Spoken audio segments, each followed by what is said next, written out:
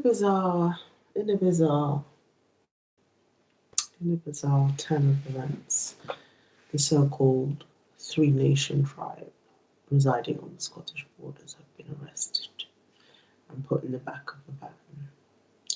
I felt the whole ordeal was a bit excessive for three people camping in a tent, and it goes against, you know, it goes against like, I mean, three black people camping in a tent, very harmless people. I feel like what made them so angry to see black people camping in the wilderness? Like they, there's so many homeless people hanging around camping everywhere.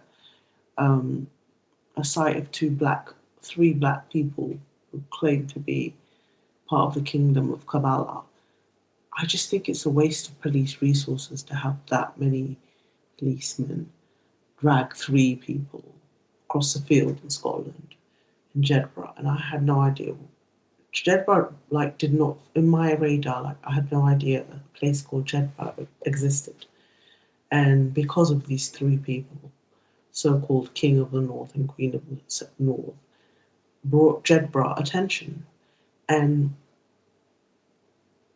I wouldn't know that place on the map if it wasn't for them.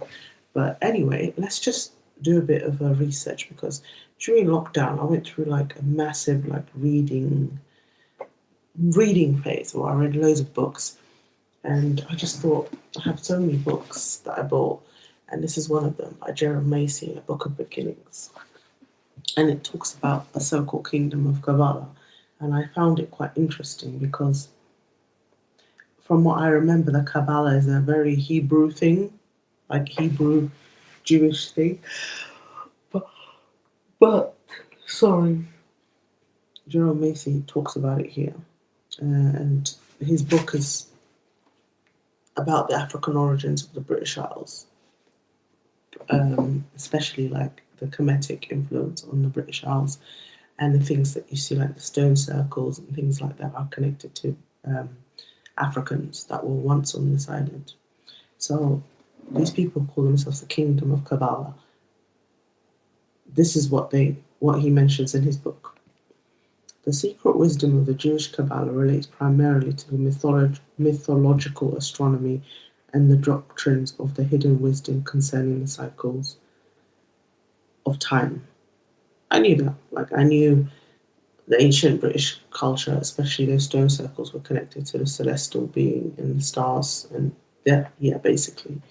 And that whole feeds into the old stereotype that black people could always tell the time because of their connection to the astronomical things.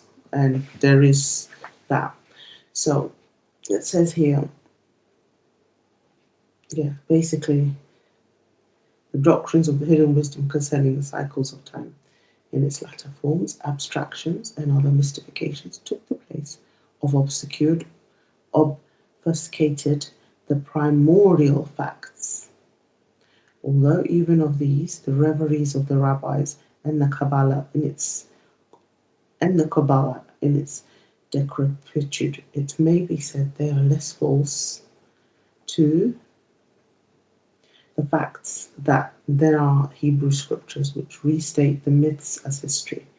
The endeavors of the Talmudists, the Haggadists, and the Kabbalists are the worst, are the efforts of dotage to remember and realign the fading forms of ancient meanings. They remind us of blind men trying to read the hieroglyphics with the tips of their fingers, whereas the inspired writers are reproducing the mythic matter according to a system of falsification.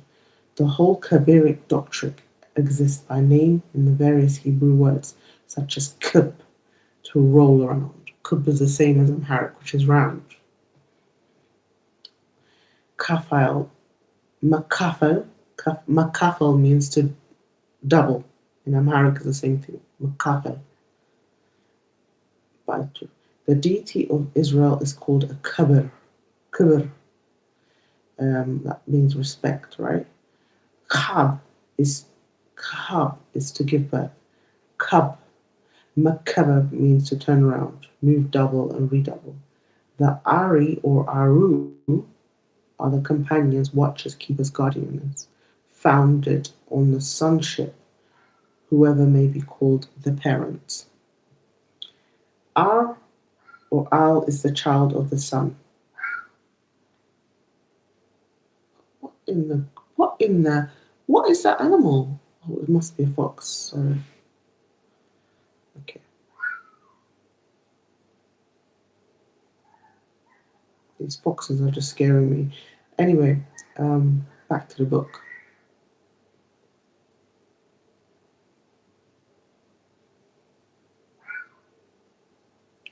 There is no other foundation for Hebrew Al or El than the name of a child. El Salvador, the son of, you know, Aldonai, yes, which has these antecedents in Egyptian. Hence, it will be argued the the Elohim are a form of the sons known in mythology as seven in number. Seven sisters, seven stars. Get it?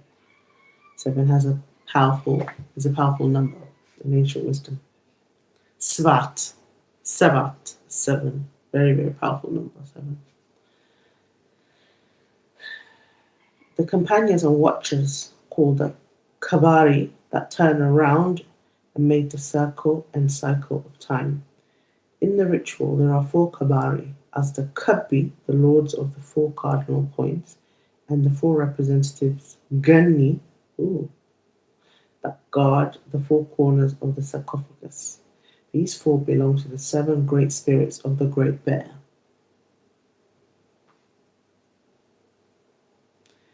In whom we identify the seven Kabari of mythology. The four lords of the corners appear in the Kabbalah, and the seven spirits of the Great Bear, or Hindahai, are the seven princes of the chariots of the Kabbalah. The seven are the watchers of heaven and the counselors of the Most High in the book of Daniel. The first watchers are the Hari, the watchers and companions who are grouped together as the seven Kabari and the revolving Ari. The planetary seven afterwards usurped their place, but never were a group of companions in the ark. Never could cub together as did the seven in one constellation. So this is all like star thing, what's going on in the solar system. Allah has the sense of covenanting, making a covenant, a bond, and this is originally based on time and period, as in Egyptian ark denotes the completion of a period of a cycle, an oath, or a covenant. Galla or Allah signifies to make the circle, to move in a circle. Circle craft was essential wisdom of the Kabbalah. Yeah, that aligns with Scots and ancient Brits because they made those round circle statues. Present day Brits have no idea what the Stonehenge is about, but literally it's the Kabbalah. So what these three black people in the Scottish moors or the Scottish borders, they're literally worshipping the ancient ancestral religion, and they know more about it than the locals there. So anyway, so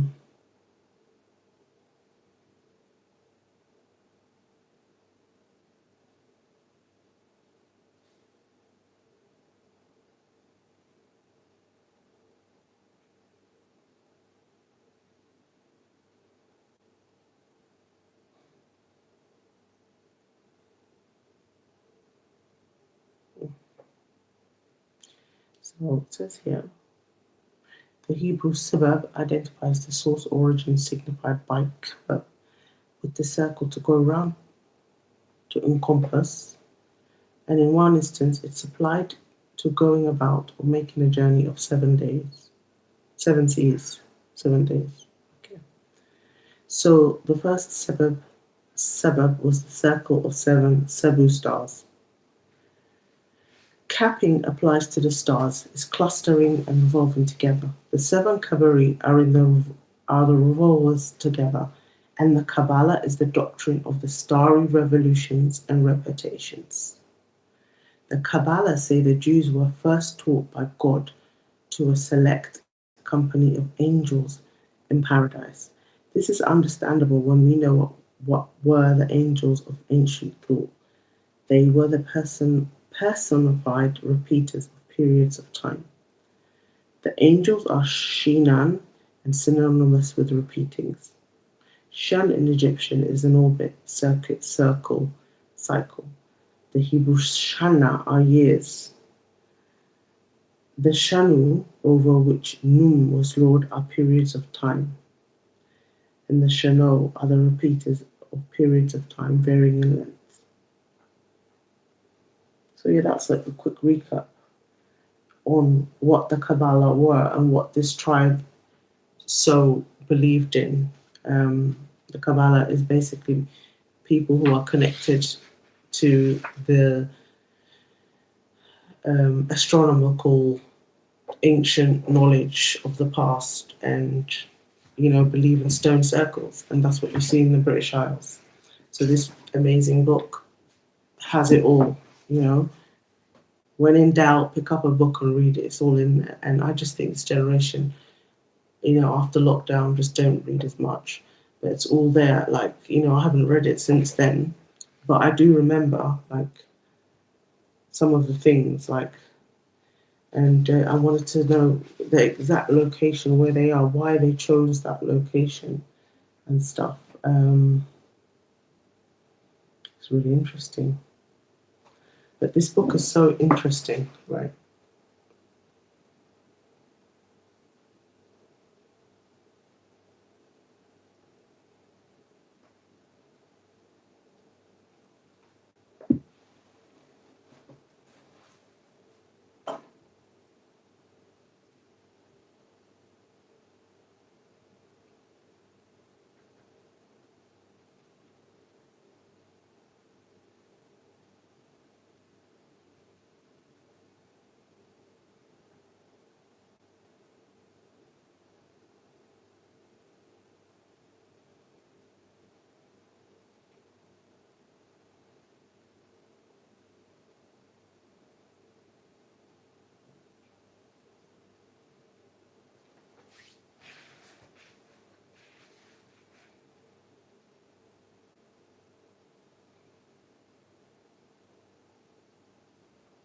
Hmm.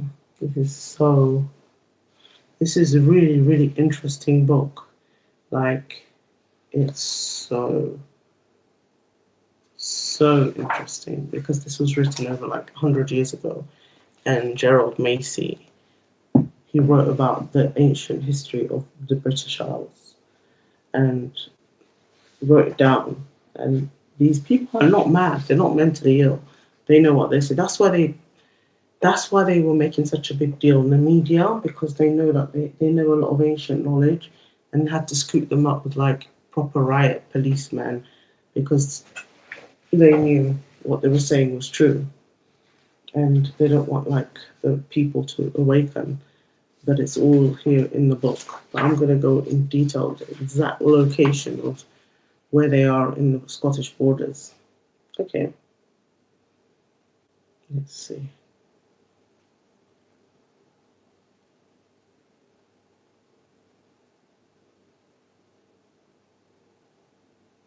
The Coimbry of Armorica. The Druids, yeah, it's all connected to the Druids because the Druids, all they did was wear hoodies and stand in circles and meditate out of space. They're doing exactly what the ancient Brits were doing, even the way they were dressed. And some of the outfits are just so amazing, like what that three tribe was wearing.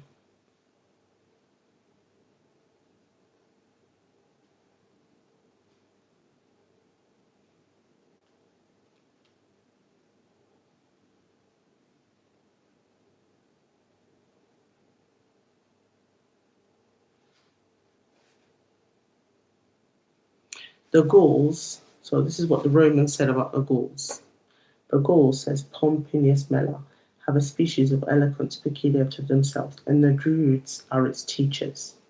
So druids are these people that wear hoods and look up in the sky and make those stone circles, the Kabbalah thing, and are full of like wizardry and all this stuff that they're doing, like those three people are doing in the forest. These profess to know the size and form of the earth and the universe and the motions of the heavens and of the stars and the intentions of the immortal gods. They take the young nobles of their tribe under their tuition and teach them many things in secret. Their studies last a long time, as much as 20 years, in caves or in the depths of forests. There you go. They're doing what the ancient Brits were doing. Because, like I said, they retreat in the forest and that's where they do their practices. Like this is why they went crazy and it reached Sky News and BBC News and they're making such a big hoo-ha because these people know what they're doing. Okay, and then it says here, um,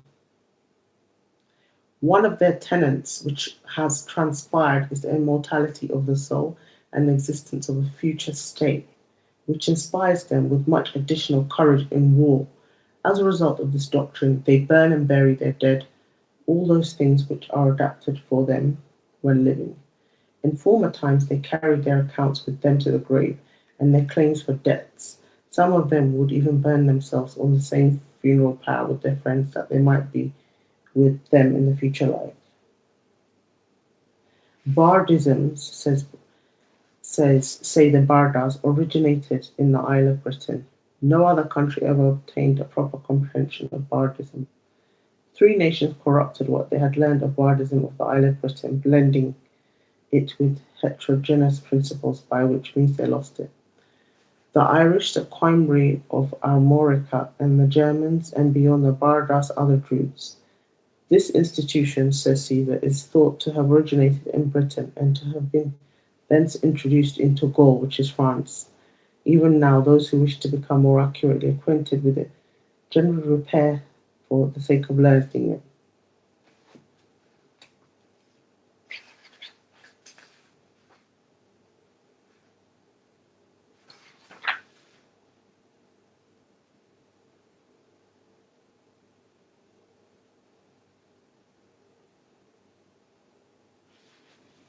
Okay, the Quamri and the Celti clung to the soil which their names had covered on the surface, and their roots are ramified below. The race was as ineffaceable as their names. The conquerors brought a fresh infusion of life and a wash of new words and letter sounds, but the oldest set elements remained. Men might come and men might go. The race went on forever. The Lodrians of England coalesced with the Saxons from the Humber of the Thames, and must have mainly supplied them with wives as mothers of the Amalang. Of course, the present mode of diagnosis does not enable us to get beyond the names or to distinguish them between the cavemen of the Paleolithic tribes and the men of the river drift.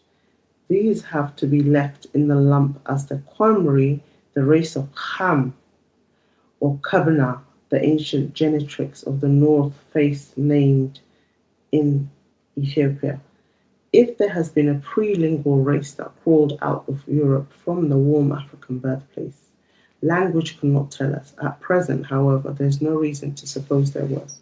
The cavemen answer to the Kafruti, whose representatives in Herodotus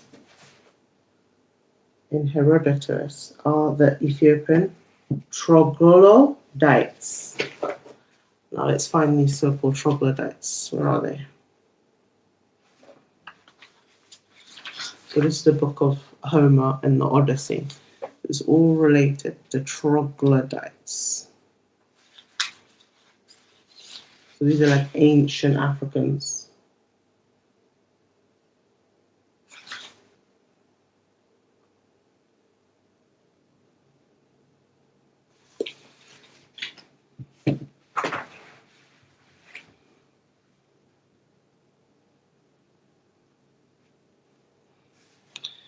Okay, let's Google troglodytes.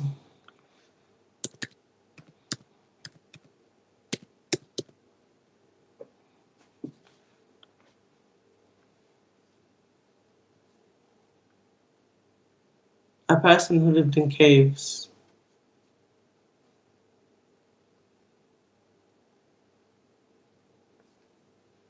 Ethiopian troglodytes.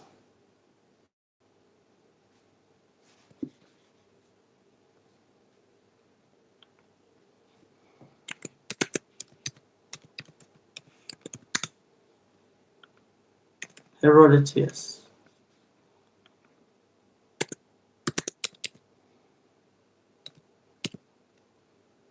Dotus.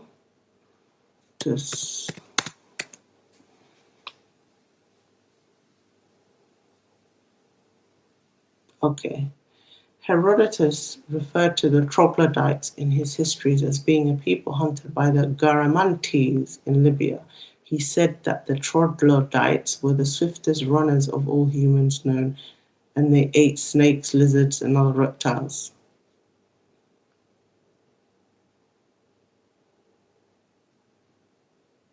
So they're basically black people that can run fast.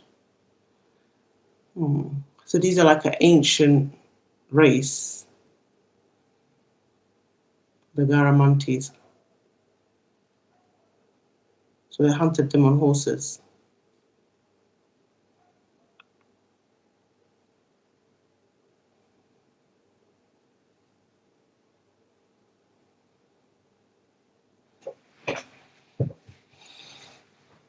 There's okay.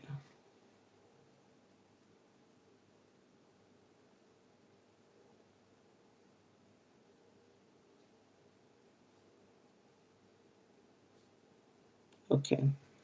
So it says here.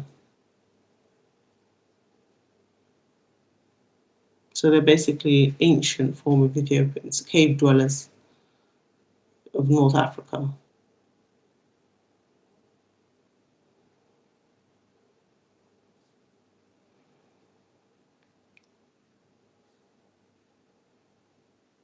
Hybrid.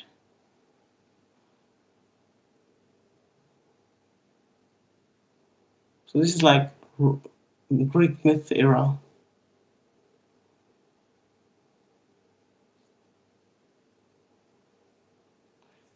Ammonians are colonials from Egypt and Ethiopia. Ammonians, and who speak a hybrid language from the languages of both countries.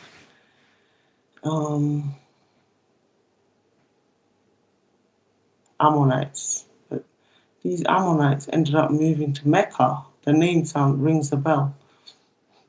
The Ammonites are, even Jesus visited them. They moved to the Middle East, but they're obviously black people. So these are like Colchians. Interesting. Ephesus. Oh.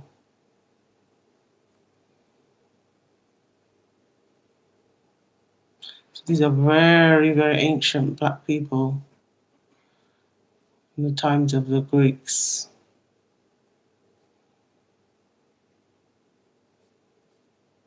Interesting, isn't it? Okay, so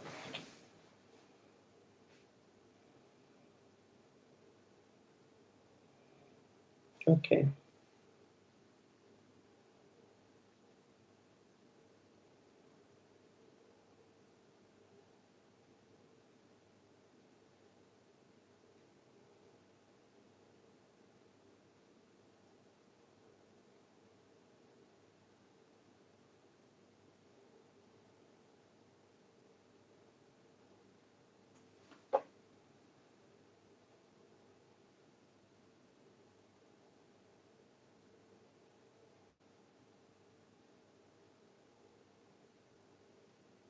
Okay. The Karti, or men of the huts and holes, are known to have been spinners and potters, weavers and cornmen. A spindle or fragments of pottery, weaving comb have been found among the relics. The earliest beings who issued forth from the dark land with Egypt from the Mestru, the outlet of the birthplace, were doubtless black. Listen to this, ancient Brits. Birthplace were doubtless black and Pygmean people, so that means they're midgets. Black midgets have always been on the British Isle. So they left their nearest likeness with the Aka and the Bushmen, Akania. And these have their fellows more or less in the little black or very dark people of various lands. They are extant in the short statured type of the north. So these people on the north of England would have been short black pygmies or Picts.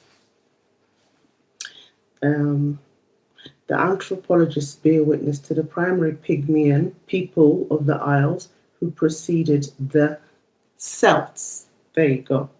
The name of the Camry testifies to the black complexion. Also, the Irish preserve two appellations which have been traced back from territorial to tribal names. One of these is the Corca Dubini, the other is the Corca Uchi. Both were black people at first. The ones date from darkness, the other one from night. So in the African Mandingo, Dibi is the dark, Tobon is Manchu, Tartar, and Tufan in Arabic signify the dark night. Not only does the Dubine denote black, it also identifies the Typhonians, the children of Teth, goddess of the great bear, and the celestial black country of Kush, which is Ethiopia, Sudan, whose star is yet extant by name as Dube, Dublin, in the constellation. Also, as the first goddess of the north was followed by Uati, so the Udichi or night people seem to echo her name, Uat being modified from Kapt, and Korka Uduchi are the people of the night. In Scottish folklore, the Picts are the little men on their way to become pixies or wee folk altogether. This tends to connect them with the small dark people of the Paleolithic age. Here, language may have preserved an ethnical note. From the name supplies a type used for things minified and small, as in pixie and pygmy, pigwigin, the dwarf, and the pickle or the pigithel, the small enclosure. The seven holes underground, Karti, or the seven caves, seven provinces, or the seven nights, or the seven stars, may not be of much avail ethnologically or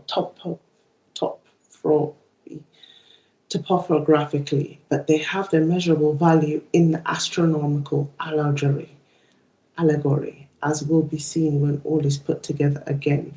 And then we shall find that the heavens are a mirror to the prehistoric past of men. The British beginning was pre-solar and pre-lunar.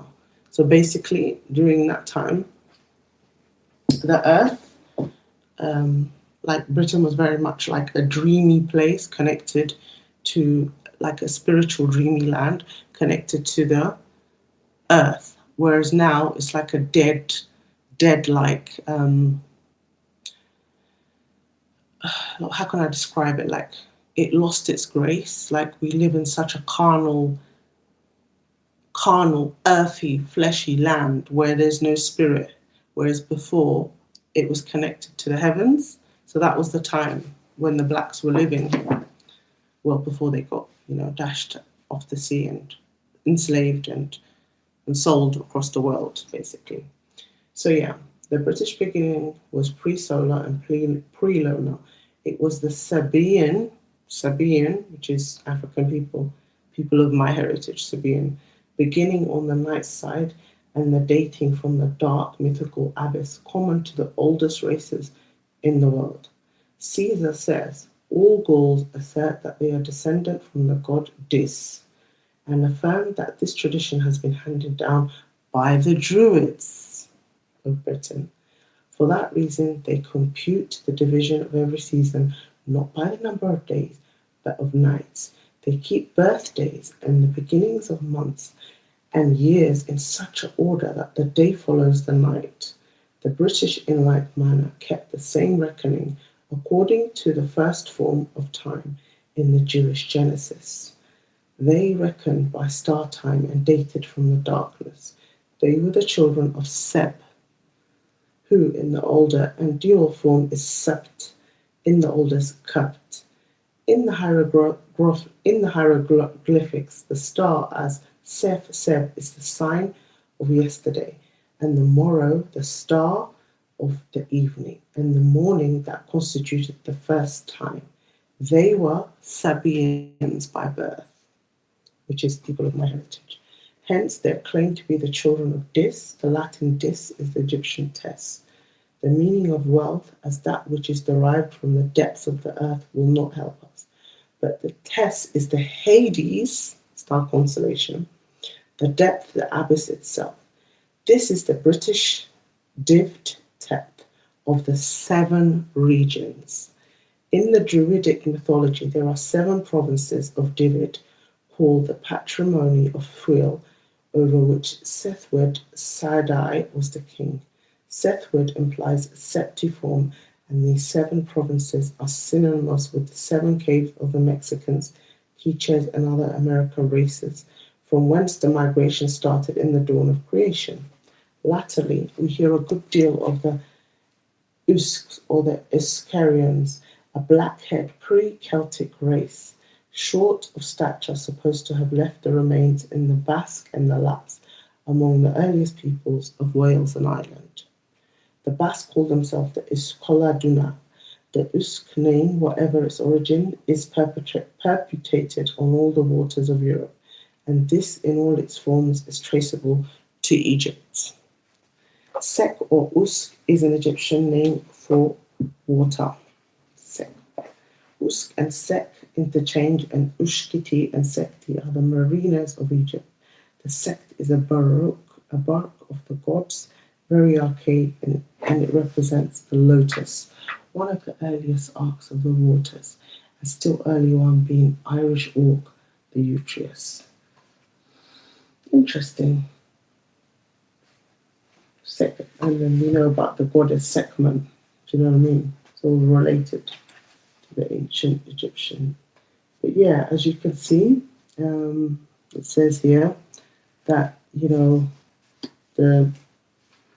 Pygmies have been living in Scotland. The Picts, the ancient people, and they've been living there. And they also believe in the 7, it makes sense, 7 dwarfs. Do you know what I mean? Even the historic, like nursery rhymes, it's all linked to, the 7 caves, 7 provinces, 7 nights, 7 stars.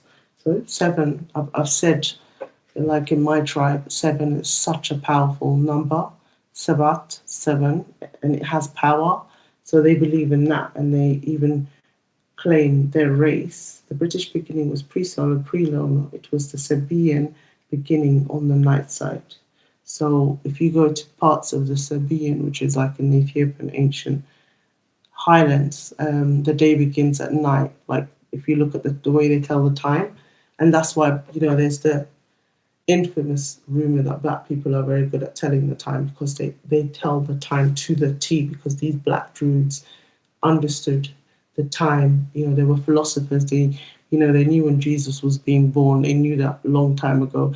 And if you look at the Ethiopians as well, they were also very much aware of this. They knew, like, when Jesus was born, that information was passed down, and when they could tell from the stars, the constellation, when he would come. And the early, Kemetic black British people had that same correspondence. And I'll even say that, as they were scattered all over the world, like, people with this ancient knowledge knew when the Messiah was born, and they would congregate. They have that same knowledge that's passed down.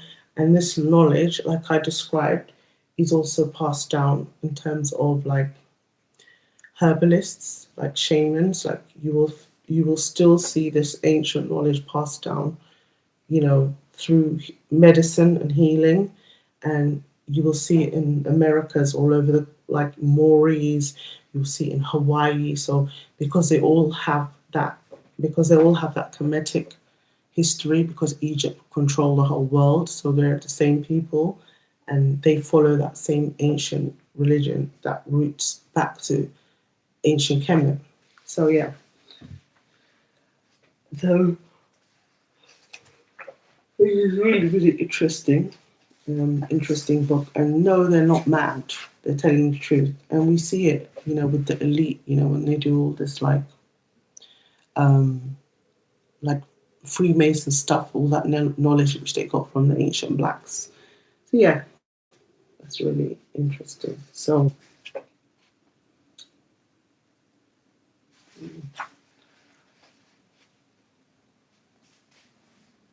yeah, and also the people of like Kent. Yeah, like if the other day on social media, I was looking at pictures of like black people in Kent. Black people have been in Kent for like thousands of years, and they're discovering that there was always black people in Kent, and even the word Kent itself is connected to ancient Africa. And it says here, um, in the hieroglyphics, the Kent sign also reads Fent, and the Kanu or the Kanit are the navigators, sailors, pilots. There you go. A lot of sailors were from Kent. And then it says here, Ken meant to navigate transport conveyed by water. The Kenit are equivalent to our Kenti or Kent, who are called the Quimri. The Ken, as seafarers, may also have had a special territory in Cantir, as well as Kent and Segnor. Finnies is said to have been found on the supreme divinity of the Finns. So it's see what I mean? Like the names of the land itself are connected to, you know, um, ancient Kemet and Kimric race. But see what the in terms of the Celts, they changed it from a K to a C to disassociate themselves with the black Kemet, but before it was spelt with a K. And yeah, it's really, Celtic, Celt is actually Kelty, but spelt with a K. You see, this book was written like over 100 years ago, and Kelty is spelled with a K, but when they wanted to whitewash history, they changed it to a C to disassociate the Celts with black people. That's here written in stone. So it says here, the Chronicles of Eri assert that long before the Celts left Spain, the god Baal had sent the blessed stone Layafel to their ancestors with the instruction as to its proper use. This points to the Celtic coming by land from Egypt to Spain, and thence to Ireland, and at the same time distinguishes between the Celti of Celtiberia and the earlier Qumri. According to the present view, Baal is Baar, the son of Typhon, and Sut Anubis, who took shape into these islands as the Sabaean Arthur, son of the Great Bear. We know who the Great Bear is. I mean, they call Russia the Great Bear, but the Great Bear is a star constellation again. The stone, here we go. The stone is the seventh stone of the Druids, the stone of the seven stars. One of the stones, the sixth stone, bears the name of Sut, i.e. the Sabaean Baal. So that's the Ethiopian horn religion that Baal's, you know, Canaanite religion that came from Israel, which led the people of Israel astray, and they followed that practice. And these people are also connected, to the Yoruba. They left Israel and went to West Africa, so ancient people. There was a people named to the geographer Ptolemy, whom he calls the Epidi. He mentions the island of Epidium lying between Scotland and Ireland, and designates the mull of Cantir Epidion Akron. The Epidi may very well represent the Kefti, also in Egyptian Keft, passed into the latter Buttu, and the Isles of Butte may all represent the modified form of Keft. They are 7 in number, and as hepta is 7 in Greek, sept. Sept is the number septus in French. 7, isn't it? Sept. C sept, so that's 7. Hept in Egyptian, it seems probable that the 7 Isles of Butte were the epidium of Ptolemy, and the epidi an extinct relic of the Hefti, named after the goddess of the north and the seven stars of her constellation. A circular enclosure at Dunagual in the Isle of Butte is called the Devil's Cauldron, in which rites of penance were performed. One part of the purge trail pains consisted of sleeplessness, and the penitents being threatened by the priest with eternal punishment if any one of them went to sleep. Wow, so drastic. But yeah, that's what they used to do.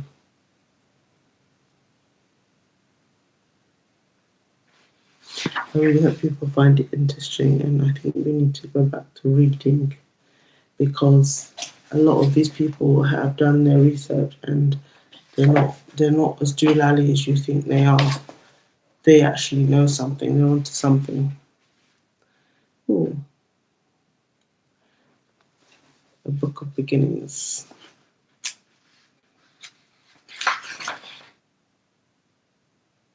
Okay. According to Caesar, Egyptian deities in the British Isles. According to Caesar, the Druids worshipped Mercury in particular and possessed many images of the god. They regarded him as the inventor of all arts, looked to him as their guide of ways on the journeys, and considered him to have great influence over the mercantile transaction. Next to Mercury, they adored Apollo, Mars, Jupiter, and Minerva. Concerning them, they have almost the same opinion as other nations, namely that Apollo wards off the diseases, Minerva instructs them in the principle of works. Right.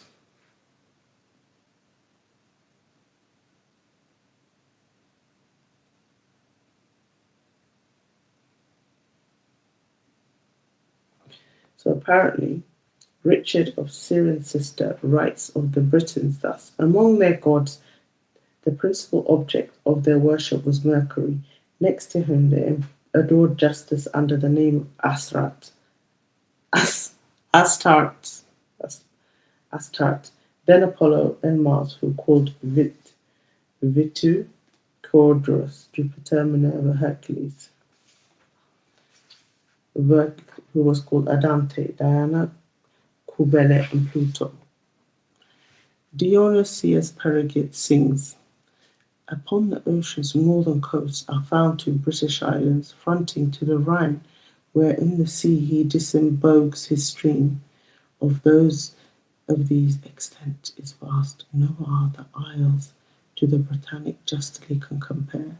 Isle adjacent lie, wherein the wives from Ammonites distant shore perform due rites to Bacchus throw, the livelong night, decked in the dark leafy ivy's clustering buds, while the shrill echo of their chaunt resounds. Not so upon Absinthius, Thracian banks, Bistonians hail the harsh Iroquois, nor thus around the dark gulf,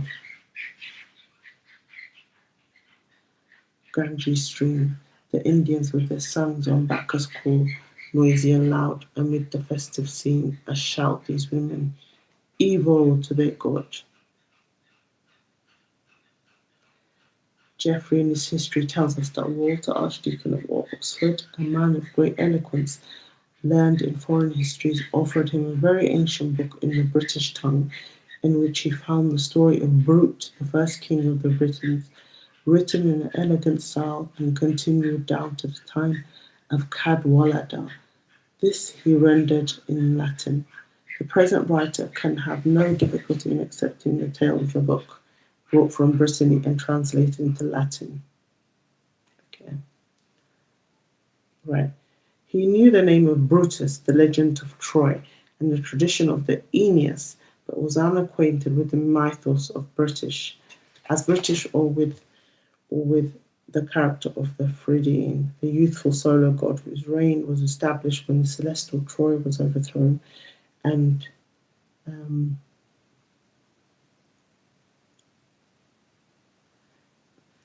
Troy was overthrown.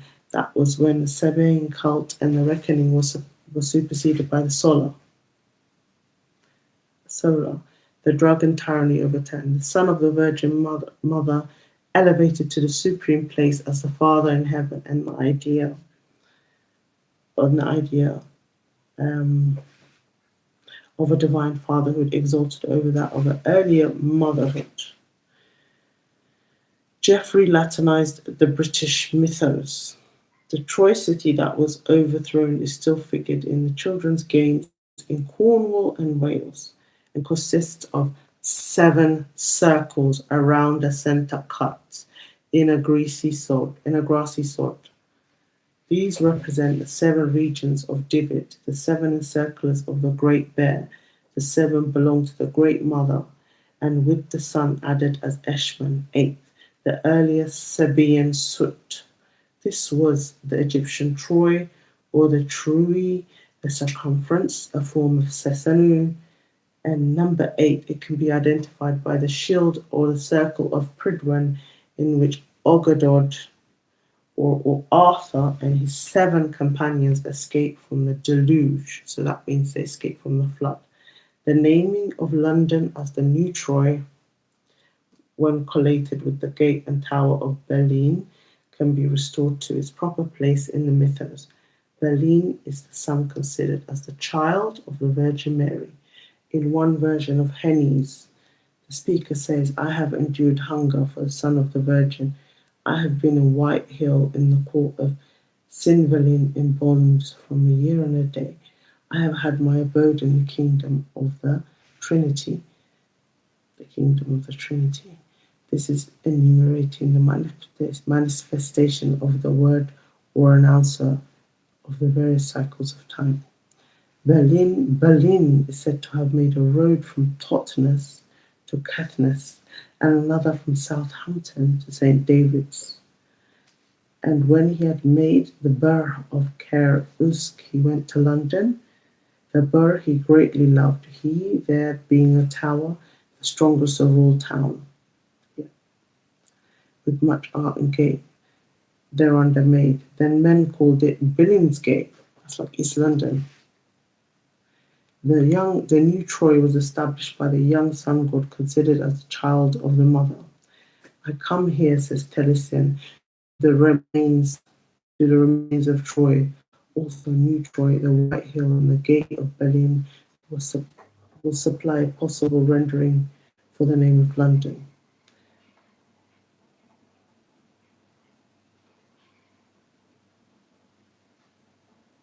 Anyways, this is so interesting, so historic.